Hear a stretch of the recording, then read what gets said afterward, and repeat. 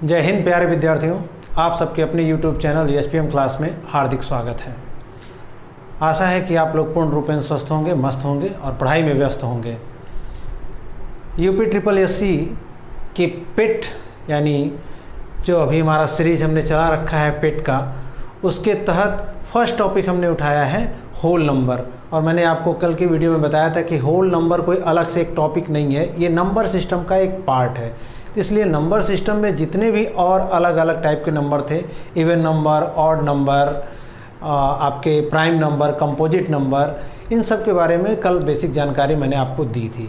ठीक है, उसमें हम लोग प्राइम नंबर और कंपोजिट नंबर पे ज़्यादा फोकस किए थे लास्ट वाले वीडियो में, जबकि होल नंबर पे हमको ज़्यादा फोकस करना था। और होल नंबर कुछ और अलग से है नहीं, सिंपली वन वर्ड में आप अगर डिफाइन करना चाहो तो the set of all natural number including with zero is called whole number. यानी एक समुच्चय है। ये किसका समुच्चय? प्राकृतिक संख्याओं और जीरो का। प्राकृतिक संख्याएं एक से प्रारंभ होने वाली सभी धनात्मक संख्याएं और उसमें जीरो को जोड़ दें तो ये होल नंबर हो जाती है। तो अगर अकेला एक लाइन या एक टॉपिक आपने ये पकड़ा कि बस यही होल नंबर है, तब तो हो चुका कल्याण। तो इसलिए आप ध्यान में रखिएगा कि नंबर सिस्टम में जितने भी पार्ट हैं, इवन आपको अभी रेशनल नंबर, इरेशनल नंबर भी मैं बताऊंगा, वो भी इसमें आ जाएगा। तो अकेला होल नंबर, केवल पूर्ण संख्या एक वर्ड पकड़ा और वही पढ़ा तो फिर आपका कल्याण नहीं होने वाला है। इससे जितना भी रिलेटेड एसोसिएटेड पार्ट है सब पे ध्यान देंगे। तो कल एक चर्चा हम जो लास्ट में किया गया था कंपोजिट नंबर और प्राइम नंबर में, तो उसमें हमने कहा था कि अभाज्य संख्या की अगर बात करें प्राइम नंबर की, तो इसके बारे में आपको जानकारी दी गई थी और विथ हमने डायग्राम इस तरह कुछ बना के आपको दिखाया था कि 4, 5, 6, 7, 8, 9 कुछ ऐसे मान लो एंड सो ऑन ऐसे कर दिया। ये सारी अभी हमने तो नेचुरल नंबर लिखा है और आपसे एक क्वेश्चन भी किया था कल पढ़ाते समय कि इसमें से क्या जो हमारा प्राइम नंबर है उसको पहचानिए, ढूंढिए इसमें कौन सा होगा। ठीक है, अभाज्य संख्या कौन सी होगी। और एक दूसरा भी कंपोजिट नंबर की बात की गई थी कि भाज्य संख्या। ये थोड़ा पीछे का रिकॉल कर रहे हैं ताकि आपका माइंड मेकअप हो जाए कि हाँ क्या चक्कर था। यहाँ भी हम लिख दे रहे हैं अभी 1, 2, 3, 4, 5, 6, 7, 8, 9। क्लियर है बात? एक सेकेंड ज़रा। हाँ ठीक है। अब देखो, अभाज्य संख्या क्या कहे थे कि वह संख्या जो स्वयं अथवा एक के अलावा किसी और से ना कटे वो तो थी अभाज्य संख्या, और जो स्वयं अथवा एक के अलावा किसी अन्य संख्या से भी कट जाए वो डेफिनेटली भाज्य संख्या है। तो यहाँ पर अगर इनकी बात की जाए, 1 को हमने कहा था अगर जब अभाज्य संख्या ले रहे हो आप प्राइम नंबर, तो 1 को हमने कहा था आप कंसीडर नहीं करोगे। क्यों? क्योंकि डेफिनेशन में कहे थे कि एक से बड़ी। ठीक है, एक जो है ना तो भाज्य संख्या है और ना ही अभाज्य संख्या। ये दिमाग में एकदम बिल्कुल फिट कर लीजिएगा। ना तो भाज्य संख्या है ना अभाज्य संख्या। तो आप बोलेंगे है क्या? ये ऑड नंबर है, ऑलरेडी आपको बता चुके हैं, विषम संख्या है। ठीक है, आगे बढ़ो।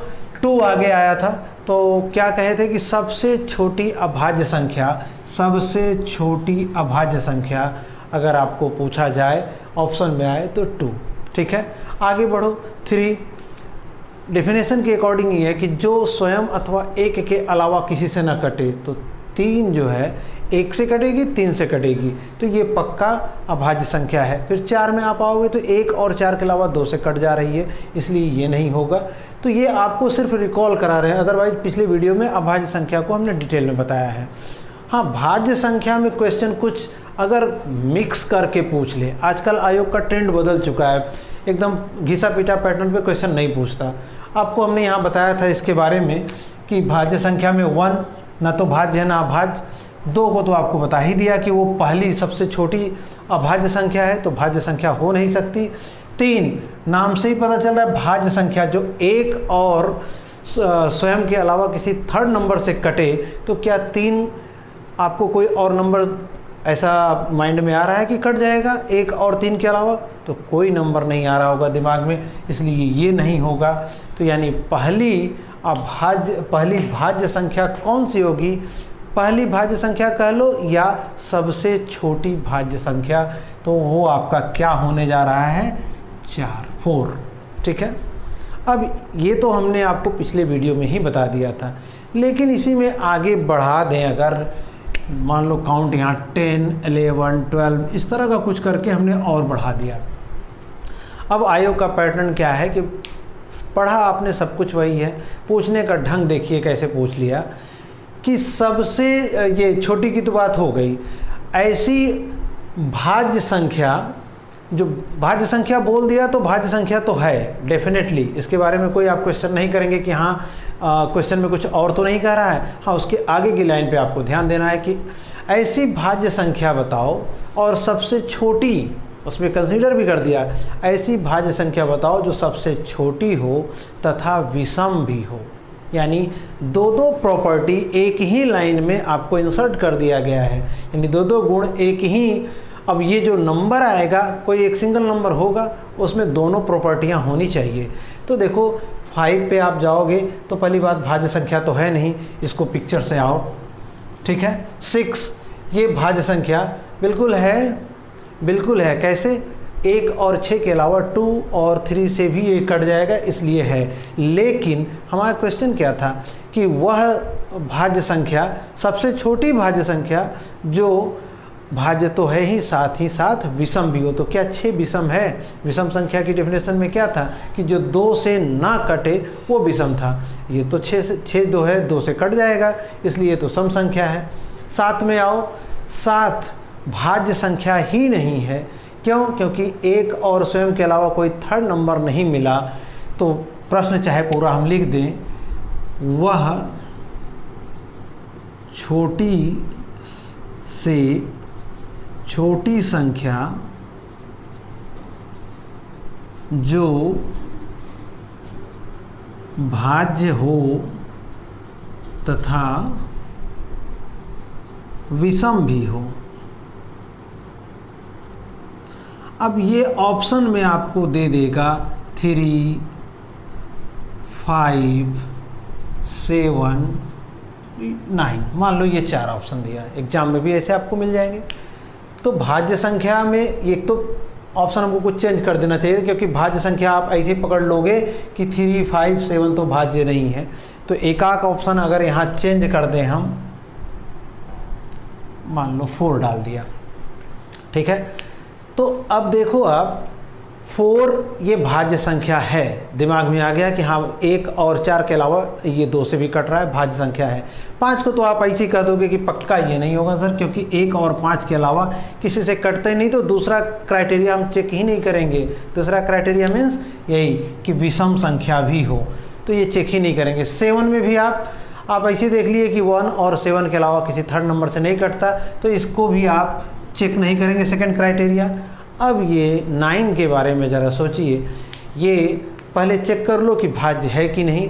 स्वयं अथवा 1 के अलावा, यानी 1 और 9 के अलावा ये 3 से भी कट जा रहा होगा, इसका मतलब ये भाज्य संख्या है। पहली क्राइटेरिया, पहला परीक्षा पास किया इसने। अब दूसरा इसके बारे में क्या सोचना है कि क्या ये विषम संख्या है। तो आप देख लो, स्पष्ट दिख रहा है कि 9 2 से डिविजिबल नहीं है, अर्थात 9 2 से नहीं कटेगा, इसलिए पक्का हमारा आंसर यही होने जा रहा है। मिनिमम जो नंबर होगा, सबसे छोटी से छोटी जो संख्या होगी, जो भाज्य भी हो और विषम भी हो, तो आपको यही संख्या मिलने वाली है, इसलिए आपका आंसर कौन सा टिक होगा? ये 9। क्लियर है बात?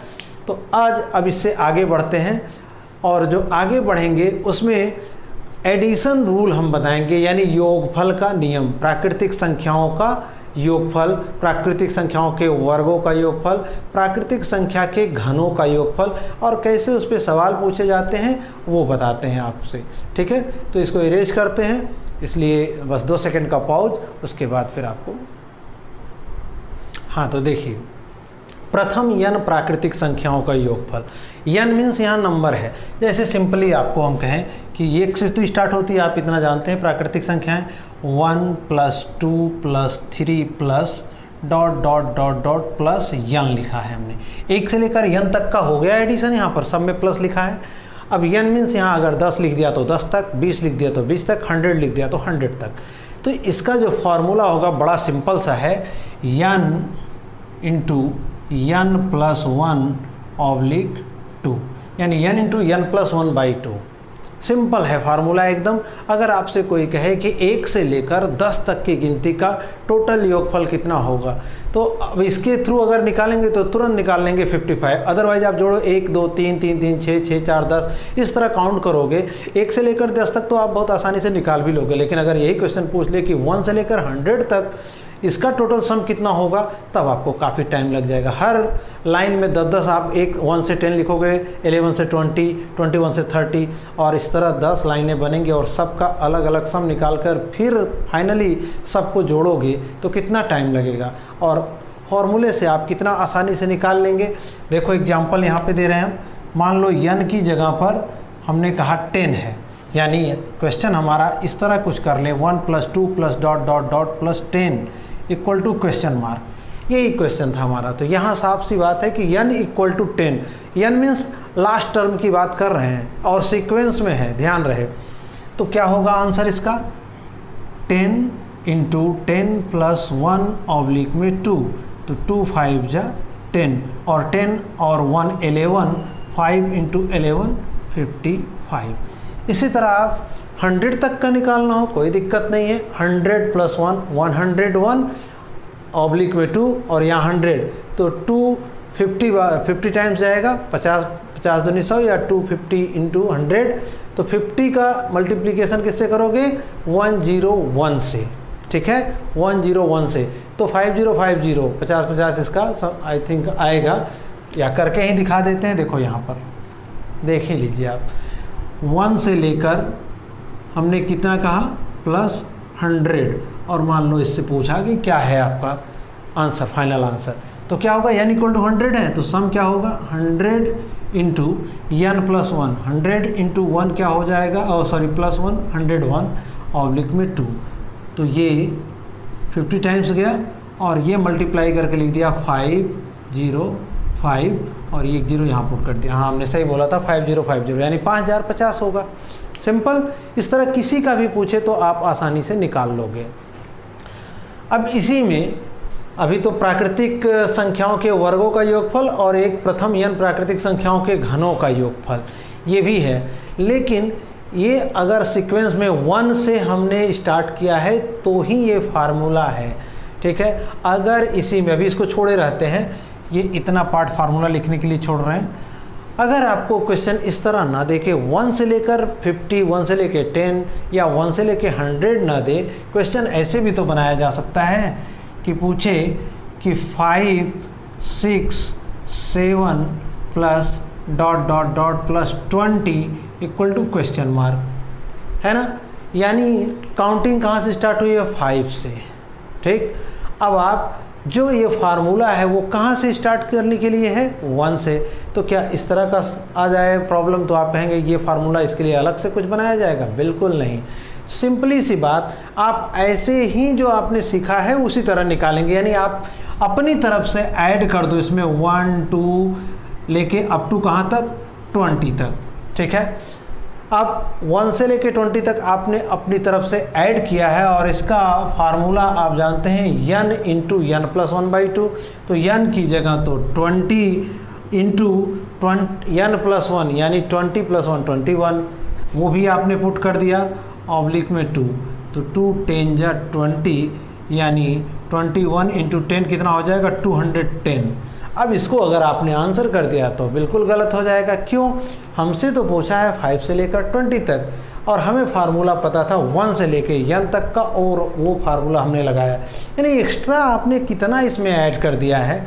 काउंटिंग स्टार्ट हुई थी 5 से, यानी 1 से लेकर 4 तक आपने एक्स्ट्रा जोड़ दिया है। तो वो जो होगा 1 + 2 + 3 + 4, ये एक सिंपल एग्जांपल दिया। अभी इसमें बिना फार्मूले के भी आप जोड़ोगे तो 4 3 7 2 9 1 10 बहुत जल्दी से बोल दोगे। लेकिन अगर बीच में 101 101 + 102 प्लस ... 210 लिख दिया, तब तो आप इस तरह नहीं काउंट करके जोड़ पाओगे। यहाँ तो अभी सिंपल एग्जांपल लिया तो आप 4 3 7 2 9 1 10 कर लोगे। अदरवाइज विथ फॉर्मूले करोगे तो 4 into n plus 1 that means 5/2, तो 2 2 जा 4 और 2 5 जा 10। भाई ये चीज़ तो थी नहीं हमारे में, और हमें पूछा था 5 से लेके 20 तक, और ये जो 210 सम निकाला है हमने 1 से लेके निकाला है। तो रिक्वायर्ड यानी अभिष्ट योगफल, रिक्वायर्ड सम क्या होगा, हमें जो चाहिए हमने जोड़ लिया है 1 से लेके 20 तक। तो 1 से 20 तक का जो 210 आया है उसमें एक्स्ट्रा आपने कितना जोड़ा है 1 से लेके 4 तक, क्यों? क्योंकि 5 से पूछा था, तो ये चीज़ हमको उसमें से निकाल लेनी होगी, यानी -10। तो ये कितना हो जाएगा, 210 में से 10 चला गया तो 200 आंसर। यही काम आप इन सब में भी करेंगे अगर बीच में इस तरह का कुछ पूछा। बहुत सिंपल सा, कुछ भी बीच में पूछ ले, कहीं से 21 से लेके बोले 30 तक का बता दो, 51 से बोले 100 तक का बता दो, तो आप 1 से 100 तक का निकालोगे और उसमें माइनस कितना करोगे 1 से लेके 50 तक का, क्योंकि 51 से आप काउंट ही कर रहे हो। ठीक है, अब आ जाते हैं प्रथम n प्राकृतिक संख्याओं के वर्गों का योगफल। तो वर्गों का योगफल डेट मीन्स अगर इसको सिंबॉलिक फॉर्म में लिखें तो 1 2 यही तो होते हैं आपके natural number, plus dot dot dot dot plus n। अब ये क्या है, सबके स्क्वायर, सबके स्क्वायर। ठीक है, तो इसका फार्मूला बड़ा सिंपल है, ये भी n into n plus 1 into 2n plus 1 oblique में 6। ठीक है, n into n plus 1 into 2n plus 1 oblique में 6। और ये n तक की प्राकृतिक संख्याओं के घनों का योगफल means 1 plus 2 plus 3 plus dot dot dot plus n equal to आपसे पूछ रहा है। और घन मीन्स क्यूब, क्यूब मीन्स घात में 3। ठीक है, तो यानी 1 का क्यूब, 2 का क्यूब, 3 का क्यूब, n का क्यूब। याद करने का तरीका बहुत ही सिंपल है, अगर आपको 1 से लेकर n तक की प्राकृतिक संख्याओं का योगफल पता है तो सेम टू सेम क्यूब वाले में भी आप वही लिख दो, n इंटू n प्लस 1/2। अब अंतर क्या होगा, इसी का होल स्क्वायर यानी टोटल के पावर 2 कर दो, तो ये n तक की प्राकृतिक संख्याओं के घनों का योगफल आ जाएगा। बड़ा सिंपल सी बात है। अब एक एक प्रॉब्लम इस पे ले लेते हैं। ठीक है, तो बस 1 सेकेंड का पॉज। देखिए एक एक प्रॉब्लम हमने दोनों का ले रखा है, एक स्क्वायर का और एक क्यूब का। मान लो एक हमने लिखा 1 का स्क्वायर, 2 का स्क्वायर, अप टू कहाँ तक 10 का स्क्वायर, यानी n इक्वल टू हमारे पास 10 है। अभी फार्मूला लिखा था हमने n into n plus 1, n plus 1 means 10 plus 1 into 2n plus 1, 2n means 2 into 10 plus 1 oblique में 6, n into n plus 1 into 2n plus 1 oblique में 6, n इक्वल टू 10, क्योंकि last term लेते हैं हम जहाँ तक हमें निकालना है, आपको ये दिया रहेगा। तो देखो क्या निकला, ये 10 इंटू 10 प्लस 1 11 इंटू 2 10 या 20 और ये प्लस 1 यानी 21। ठीक है, ऑब्लिक में 6। क्लियर है बात। अब देखो ये मिला क्या आपको, ये काट लो आप, फिर यहाँ 3 से 1 जा 21, 11 5 जा 55 इंटू 7, तो बहुत आसानी से 5 385 आंसर हो गया आपका। ठीक है, अब इसी तरह देखो क्यूब का, तो अभी हमने बताया क्यूब का क्या आसान तरीका था कि आप 1 से लेकर n तक का नेचुरल नंबर का आपको पता होना चाहिए। तो अभी जस्ट हमने थोड़ी देर पहले निकाला था, 1 से 10 तक का लेकर क्या निकाला था, 55 निकाला था। अब वीडियो आप पीछे करके देख लीजिएगा, अभी जस्ट निकाला था, तो टाइम उस पर वेस्ट नहीं करते हैं।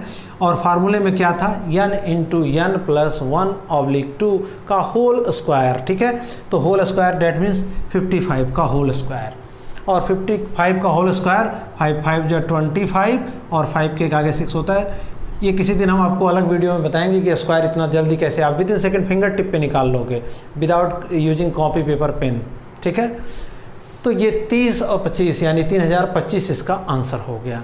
ये हमने आपको आज नेचुरल नंबर का सम बताया है, सिंपल नेचुरल नंबर का, उनके स्क्वायर का सम और उनके क्यूब का सम। एक चीज़ हमारे दिमाग में भी आ रही कि जो प्राइम नंबर में था अभाज्य संख्याओं में एक चीज़ छूट रही है, उसका बड़ा इंपॉर्टेंट रोल है। वो हमने देखा है कि जूनियर क्लासेस में भी कभी कभी पूछा गया, हाई स्कूल इंटर में पूछ लेते हैं, और कंपटीशन में तो भर भर के पूछा है। उस पर खास करके एक आध क्वेश्चन तो ज़रूर ही पूछ लेता है। इवन वीडियो के तक के एग्ज़ाम में ये एक बार ये क्वेश्चन पूछा गया। बाकी और उससे छोटे एग्ज़ाम जो होंगे लेखपाल के या पेट वगैरह में, इसमें तो स्वाभाविक सी बात है कि इसका लेवल जो है, स्टैंडर्ड जो है इसी के बराबर है। तो वो जो छूटा है वो क्या है? सह अभाज्य संख्या। इसको भी आप देखेंगे बुक में या यूट्यूब पे, बहुत सारे लोगों ने पढ़ा रखा होगा, आपने शायद देख भी रखा होगा। तो कई अलग अलग टाइप से बताया गया है सहअभाज्य संख्या क्या है। आज के बाद आप इसको भूलोगे नहीं, एकदम इतना सिंपल तरीके में। आपने मासा पढ़ा है, एचसीएफ हाईएस्ट कॉमन फैक्टर, महत्तम समापवर्तक। तो एक सिंपल सा यहाँ एक चीज़ हम बताते हैं आपको। मान लो आपसे किसी ने पूछा 3 और 6 का मासा बताओ। अभी यूपी ट्रिपल एस सी पेट में तो मासा है नहीं तो ये मैं पढ़ाता तो आपको और अच्छे से बताता, लेकिन यहाँ सिंपल ही समझ लो। तो आप बचपन में शायद ये सीखे होंगे कि 3 1 जा 3 और 3 2 जा 6, ठीक है। या इसमें भी आप 1 ले जा सकते हो, ऐसा कुछ नहीं है। तो जो कॉमन होगा, हाईएस्ट कॉमन कौन मिला? 3। आप 1 को भी बोल सकते हो।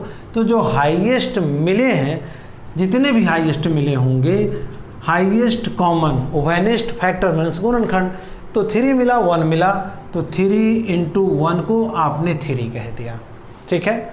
यहाँ तो महत्तम समापवर्तक आपका आ गया 3।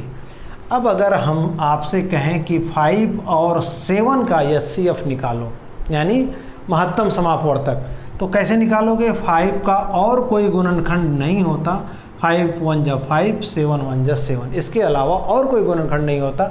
तो यहाँ क्या कॉमन आया? 1 आया। तो यहाँ पर हमारा एचसीएफ क्या हो जाएगा? 1। अब आप कहोगे इसका इससे क्या रिलेशन है? तो इससे बहुत क्लोज रिलेशन है, और वो रिलेशन क्या है वो देखिए आप। सहअभाज्य संख्या, पहली बात तो अभाज्य संख्या है ये, और सहअभाज्य संख्या इंग्लिश में इसको, हाँ वो भी नाम आप जानते रहो, को प्राइम नंबर कहते हैं, ठीक है। क्या कहते हो? को प्राइम नंबर। अब को प्राइम नंबर या सहअभाज्य संख्या ऐसे जोड़े होंगे जिनका हाईएस्ट कॉमन फैक्टर यानी महत्तम समापवर्तक 1 हो, ठीक है। यानी और कोई कॉमन फैक्टर इनका हो ही ना। फॉर एग्जांपल देखो, जैसे यहीं पर हमने 5 और 7 का दिया था, 5 7, यहाँ पे हमने निकाल भी रखा है। यहाँ इनका हाईएस्ट कॉमन फैक्टर महत्तम समापवर्तक क्या हो रहा है? 1। दिमाग में बस यही रखो, और दाएं बाएं जो भी कॉन्सेप्ट आपने कहीं से पढ़ रखा है उसको एकदम से भूल जाओ। सिंपल, एकदम सिंपल फंडा। पेट के आप तैयारी कर रहे हो या एसएससी जीडी की, आपको ये विदिन सेकेंडों में आप फिंगर टिप पे आंसर आपको मिल जाएगा कि कोई भी गुणनखंड इसका और निकालें, वहाँ निकाला ही, दोबारा यहाँ लिखने से कोई मतलब नहीं है। तो ये आपका क्या होगा? सहअभाज्य संख्या होगी। तो आप पूछेंगे क्या यही होगा? हमने मान लो लिख दिया दूसरा, ये 5 7 था, अगर हमने लिखा 3 5 7, ठीक है। 3 नंबर, 4 नंबर, 5 नंबर कुछ भी ले सकते हैं इसमें, ऐसा नहीं कि 2 का ही जोड़ा होगा। 3 5 7। अब अगर इसमें कोई आपसे पूछे तो भाई 3 5 7 इनका फैक्टर करो, 3 का इससे ज़्यादा कुछ कर सकते हो आप, इसका कुछ इससे ज़्यादा, इसका इससे कुछ ज़्यादा, कुछ नहीं होगा। तो यानी हाईएस्ट कॉमन फैक्टर क्या आया? 1। तो यानी 100% ये सहअभाज्य संख्याओं का युग्म है। अब किसी किसी में अगर सिर्फ जैसे 5 7 लिखा, 2 ही रखा हमने, तो वो क्या है? वो आपका डुअल प्राइम नंबर है। क्या है? हिंदी में कहें जुड़वा, सुन रखा होगा ना आपने, भाई भी होते हैं कभी कभी जुड़वा। तो डुअल प्राइम नंबर किसे कहेंगे? जिसमें ऐसी अभाज्य संख्याओं का ऐसा जोड़ा जिसमें जिनका डिफरेंस 2 हो, 2 से ज़्यादा कतई ना हो। यहाँ देखो 3 5 7 लिया, 3 और 5 में तो है 2, 5 और 7 में 2 है, लेकिन 3 से 7 का ले तो 4 का हो जा रहा है डिफरेंस, इसलिए ये डुअल प्राइम नंबर नहीं होगा। प्राइम नंबर, को प्राइम नंबर तो होगा लेकिन डुअल प्राइम नंबर नहीं होगा। तो अब ये देखो, कोई भी एग्जांपल ले लो आप, 3 5 5 7 7 9 9 11 11 13, ये सब में देख लो। 9 का ऐसा ना सोचना कि फैक्टर हो रहा है 3 से, 3 का होगा, बिल्कुल होगा, 3 3 जा 9 होगा, लेकिन 7 में कहीं फैक्टर करेंगे तो 3 आएगा? बिल्कुल नहीं आएगा। तो ये जुड़वा अभाज्य संख्याएं और सह अभाज्य संख्या को प्राइम नंबर में बहुत माइनर डिफरेंस है। अगर डुअल प्राइम नंबर या डुएट प्राइम नंबर जो भी इसको कहें आप हिंदी में, जुड़वा अभाज्य संख्या, तो इसमें आप ध्यान रखेंगे कि 2 का ही अंतर होगा। और इसमें 3 5 7 के आगे 9 भी लिख लें, हम 11 भी लिख लें। ये सारे कैसे युग्म होंगे? युग्म तो फिर 2 से अधिक हो गया तो युग्म नहीं कर पाओगे, पेयर नहीं है, कई पेयर इसमें आ जा रहे होंगे, तो वो क्या होंगे? वो आपके सह अभाज्य संख्या के अंतर्गत आ जाएगा। अगर सिर्फ 2 का अंतर हो तो ये आपका डुअल प्राइम नंबर यानी जुड़वा अभाज्य संख्या के कैटेगरी में आएगा। तो हमें पूरा आशा है कि आपको ये प्राइम नंबर्स और co prime number, whole number, natural number, even number, odd number, एक चीज़ इसमें और बचता है जो कि वीडियो लंबी खिंच जा रही है, इसलिए यही वाइंड अप करेंगे। वैसे 2 मिनट लगेगा, ऐसे वर्बली बता दे रहा हूँ आपको। रेशनल नंबर, इर्रेशनल नंबर, परिमेय संख्या, अपरिमेय संख्या। परिमेय संख्या वे संख्याएं होती हैं जिन्हें हम p/q के रूप में व्यक्त कर सकें, बट कंडीशन क्या है? लिख के बूंदे लिख दे रहा हूँ। परिमेय संख्या p/q डेट मीन्स न्यूमरेटर बटे डिनोमिनेटर, अंश बटे हर के रूप में व्यक्त करें, बट एक कंडीशन होती है कि डिनोमिनेटर 0 के बराबर कतई ना हो। 0 से किसी भी संख्या को भाग देंगे तो उत्तर इन्फिनिटी आ जाएगा, अनंत आ जाएगा, और वो परिमेय संख्या नहीं होगी। परिमेय मीन्स परिमित, जिसको नापा जा सके, जिसको आप कंसीडर कर सके कि अथाह नहीं है, जिसका थाह ली जा सके, ठीक है, उसी को परिमेय, परिमित, जिसको काउंटेबल हो, गिनने वाली चीज़ होगी तो काउंटेबल, अदरवाइज और भी चीज़ें होती हैं जो फाइनाइट होती हैं, ऐसा नहीं कि सिर्फ काउंटेबल ही आती हैं। तो आप सिंपल दिमाग में आ गया होगा कि ये परिमेय नंबर हैं। अब जैसे मान लो एग्जांपल देना हो तो 2/5, 7/3, ये सब क्या है? परिमेय नंबर हैं, परिमेय संख्याएं हैं। अगर कोई कहते आपको सिंपल 5 अगर पूछे कि क्या ये परिमेय नंबर है? बिल्कुल है। आप कहेंगे p/q के रूप में नहीं है, तो है। क्यों? क्योंकि किसी भी संख्या को 1 से डिवाइड करें तो कोई फर्क नहीं पड़ता उसकी सेहत पर। तो अब हो गया p/q के रूप में, और q यहाँ नॉट इक्वल टू 0, 0 के बराबर नहीं है। अगर परिमेय संख्या ये है तो अपरिमेय संख्या, एक सेकेंड,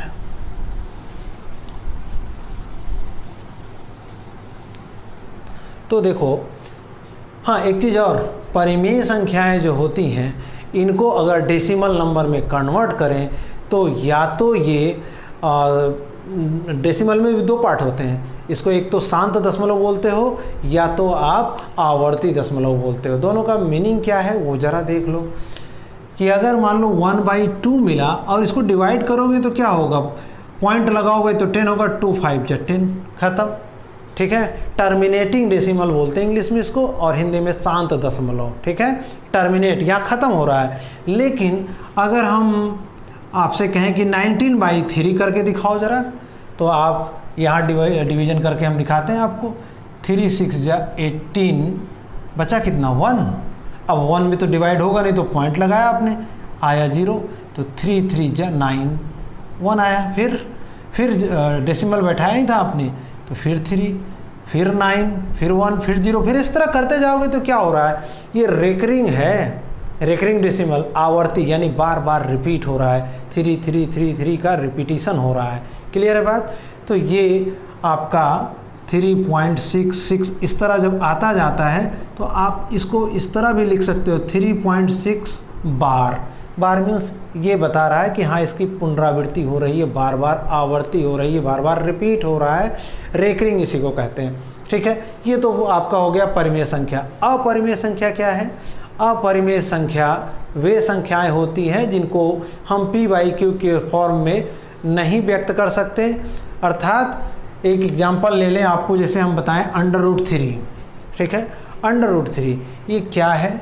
1.732, आप जानते हैं इसके आगे पॉइंट्स 1.732 732 732 अनंत बार जा रही है, पता नहीं कहाँ तक जा रही है, ठीक है। अंडर रूट की किसी भी संख्या को आप सिंपली ऐसे समझ लो, अंडर रूट की संख्याएं अपरिमेय संख्याएं होंगी। तो बच्चों के दिमाग में कन्फ्यूजन आ जाता है कि √9 ये भी तो अंडर रूट के अंदर है, तो ऐसी संख्याएं जिनका पूर्ण वर्गमूल यानी वर्गमूल इसका निकालें स्क्वायर रूट, तो क्या होगा, वो 3 आ जा रहा है 9 का, 16 का 4 आ जाएगा, 25 का 5 आ जाएगा, और 3 आ गया तो 3 के नीचे 1 तो अपनी तरफ से कंसीडर कर ही सकते हो आप। यानी ये रेशनल नंबर है, लेकिन ये इर्रेशनल नंबर है। तो ये सिंपल सा बेसिक कॉन्सेप्ट था रेशनल और इर्रेशनल का भी। यहाँ पे ये आपका टॉपिक ख़त्म होता है। लेकिन अभी होल नंबर के तहत नंबर सिस्टम में जो हमने बताया है कि इकाई का अंक ज्ञात करना और उस पर कितने टाइप के क्वेश्चन बनेंगे, नेक्स्ट वीडियो में हम वही लेकर आएंगे। ठीक है, आज का वीडियो यही वाइंड अप करते हैं। Thank you for watching. और एक चीज़ आग्रह आपसे फिर अगेन कर रहा हूँ मैं कि अगर आपको वीडियो ज़रा भी पसंद आ रही है तो प्लीज़ शेयर, सब्सक्राइब, लाइक ज़रूर करिए। बार बार ये कहना हमको बड़ा ऑड भी लगता है कि रोज़ हम आपसे रिक्वेस्ट करते हैं कि शेयर करो, लाइक करो, सब्सक्राइब करो, बट ये एक यूजुअली एक बन गया हैबिट सा कि बोलना पड़ता है ये। अदरवाइज़ बोलने में अच्छा बिल्कुल रियली बता रहे हैं कि नहीं लगता। आप स्वयं समझदार हैं। अगर आपको लगता है बेनिफिशियल है, नॉलेजफुल है, आपको ये वीडियो हेल्प कर रहा है आपके नॉलेज में, तो ज़रूर शेयर, सब्सक्राइब, आपके फ्रेंड सर्किल में जितने भी ग्रुप हैं उसमें आप इसको शेयर करिए। ज़्यादा से ज़्यादा जो स्टडी रिलेटेड ग्रुप है उसमें डालिए। ठीक है, मिलते हैं आपसे इसी के पार्ट 3 में। Till then take care, thank you.